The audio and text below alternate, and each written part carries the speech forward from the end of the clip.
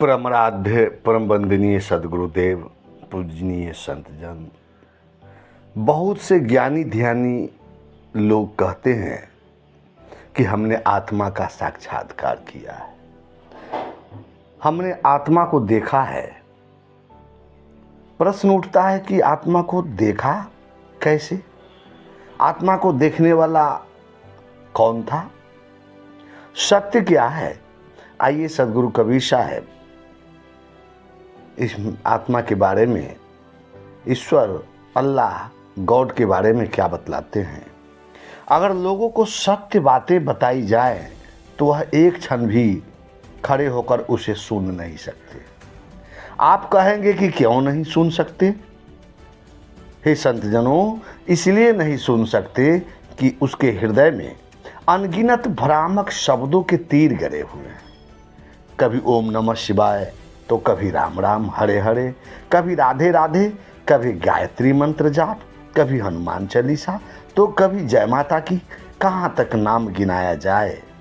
असंख्य अनगिनत शब्दों के जाल में लोग बंधे हुए, जो उसे इतना विचलित कर दिया है उसे हकीकत का पता ही नहीं चलता। साहब कहते हैं, हकीकत हाल सुनकर के नहीं एकदम खड़े होंगे, हकीकत हाल सुनकर के नहीं एकदम खड़े होंगे, अनेकों शब्दों की गांसी कलेजे में गड़े होंगे।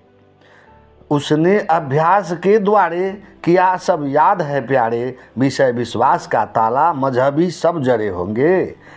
साहब कहते कि हे प्यारे, तो प्रत्यक्ष मूर्ति, देवी देवता की मूर्ति, नदी, पर्वत, पहाड़ तथा अप्रत्यक्ष में ईश्वर कहीं अपने से दूर, सतलोक में, स्वर्गलोक में, आकाश में, ऐसी कल्पित बातों को देख सुनकर मन में बारंबार अभ्यास का याद कर दिया है। इसलिए पंच विषय रूप, रस, शब्द, स्पर्श, गंध के भोगों तथा सांप्रदायिक भ्रामक मान्यताओं के विश्वास का ताला अपने हृदय में लगा लिया है, और वह सब तुम्हारे हृदय में ऐसा बैठ गया है, उस ताला में इतना जंग लग गया जिसे बार बार खोलने से भी नहीं खुलता। आगे बड़ा ही महत्वपूर्ण तथा बड़ी वही जीवन का मूल साहब बताते हैं। दृष्टा दृष्टि में आता तो दृष्टा क्यों कहा जाता। इसी तस्दीक में बुजुर्ग कब्र में जा रहे होंगे।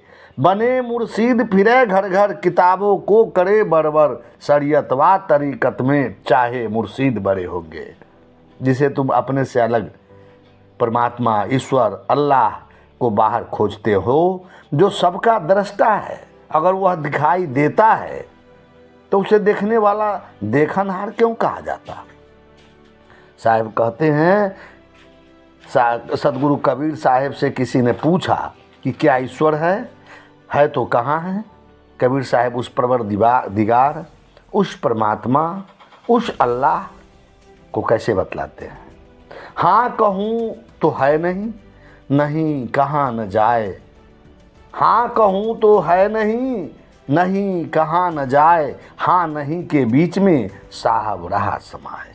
कबीर साहब कहते हैं कि तुम जिस प्रकार पूछ रहे हो, जैसे तुम ईश्वर की कल्पना कर रखे हो, उस रूप में तो वो नहीं है, लेकिन नहीं भी नहीं बोल सकता। क्यों? क्योंकि नहीं बोलने के लिए भी तो कोई होना चाहिए। तो वह नहीं कौन बोल रहा है? मैं हूं ना। बोलने वाला तो चेतना ही है ना। दो पदों के साखी में साहिब सब कुछ बता देते हैं। हाँ कहूँ तो है नहीं, नहीं कहाँ न जाए, हाँ नहीं के बीच में साहब रहा समाए। नहीं बोलना भी असंभव है, क्योंकि शरीर में कोई बैठा हुआ है, उसने ही तो ये बोला है। तो भीतर जो शुद्ध चेतना बैठा है वही है आत्मा, वही है परमात्मा, वही सबका दृष्टा, ईश्वर, भगवत्ता, वही अल्लाह। चाहे तो जितना नाम कह लो, उस परम सत्य को बाहर खोजते खोजते तथा उसकी सच्चाई को समझने का प्रयास करते करते और बिना इसे समझे कितने ही बाप दादे मौत के मुंह में चले गए। बने मुर्शीद फिरे घर घर, किताबों को करे बरबर, शरीयतवा तरकीत में चाहे मुर्शीद बड़े होंगे। हरफ का फेर है अहमक, उठाता शीश की जहमत, सर्प हरफों के फंदों में अग्ग नर जा पड़े होंगे। न जाने कितने असंख्य लोग गुरु बने और धर्मशास्त्र तथा ब्रह्म ज्ञान में बढ़े चढ़े कहलाने वाले घर घर घूम घूम कर किताबों में लिखी बातों का बखान करते हैं, लेकिन वह आत्मज्ञान तथा आत्म स्थिति से कोड़े रह जाते हैं। हे अज्ञानी जी, आत्मा, परमात्मा, ब्रह्म, अल्लाह इत्यादि केवल शब्दों का चक्कर है। इन सब का एक ही अर्थ है, स्वचेतन सत्ता, निज स्वरूप आत्मा।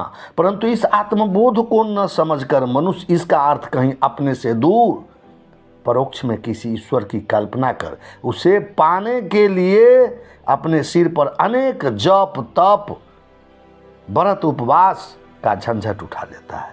इस प्रकार आत्मज्ञान से वंचित मनुष्य शब्दों के जाल में इतना उलझ जाते हैं जिसे कहा नहीं जा सकता। आगे साहिब कहते हैं, तू निर्मल सबसे न्यारा, किया सब जगत उजियारा।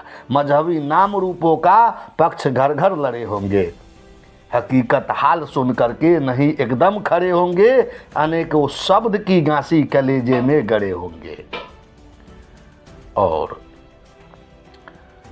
इस पद में सद्गुरुदेव संप्रदायवाद पर जोर देते हुए कहते हैं कि सांप्रदायिक नाम रूप का पक्षपात घर घर और घट घट में व्याप्त, और उसी की लड़ाई हर जगह चल रही है। याद रखो, हे परमात्मा के खोजी, परम सत्य के खोजी, तूने अपने ज्ञान से सारे संसार में ज्ञान का प्रकाश फैलाया है।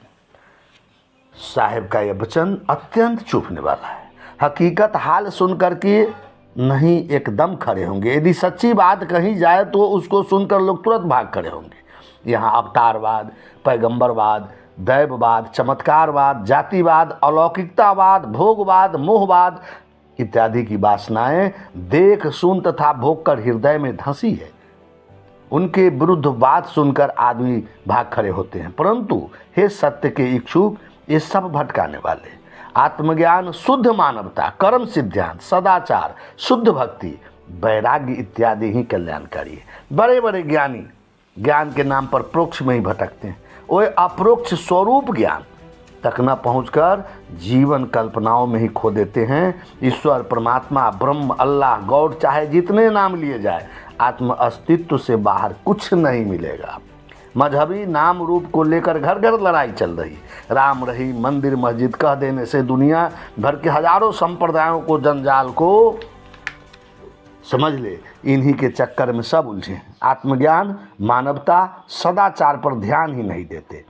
वस्तुतः सारे ज्ञान विज्ञान का प्रकाशक, सारे शास्त्रों का रचयिता, सारे देव, ईश्वर, अवतार, पैगंबर, अलौकिकता की कल्पना करने वाला मनुष्य ही श्रेष्ठ है। इसे अपने महत्व को समझकर अपने में प्रतिष्ठित होना चाहिए।